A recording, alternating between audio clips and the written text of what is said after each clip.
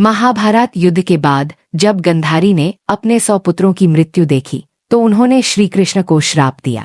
हे कृष्ण, जैसे मेरे कुल का नाश हुआ वैसे ही तुम्हारे यदुवंश का भी नाश होगा। श्री कृष्ण मुस्कुराए। वह जानते थे कि समय चक्र अपना काम करेगा। गंधारी का श्राप भी ईश्वर की लीला का ही हिस्सा था। समय बीतता गया। एक दिन प्रभास क्षेत्र में यदुवंशी लोग उत्सव मना रहे थे।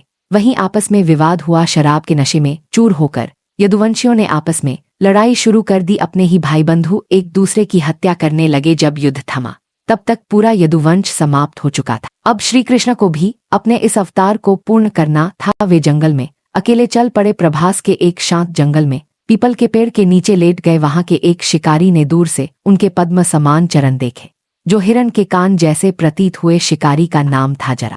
जरा ने समझा कि यह हिरण है। उसने तीर चलाया। तीर श्री कृष्ण के पैर में जाकर लगा। जब शिकारी पास आया तो उसने देखा कि वह तो स्वयं भगवान श्री कृष्ण है। वह कांप उठा। अपने अपराध के लिए रोते हुए क्षमा मांगने लगा। श्री कृष्ण ने उसे शांत किया। बोले, जरा घबराओ मत, यह सब पूर्वजन्म के कर्मों का ही फल है। तुम वही शिकारी हो जिसने त्रेता युग में बाली को मारा था। अब मेरा समय भी पूर्ण हो चुका है। श्री कृष्ण ने धीरे धीरे अपनी देह त्याग दी। उनका शरीर धरती पर पड़ा रहा लेकिन आत्मा सीधे वैकुंठ चली गई जहां उनका शाश्वत धाम है।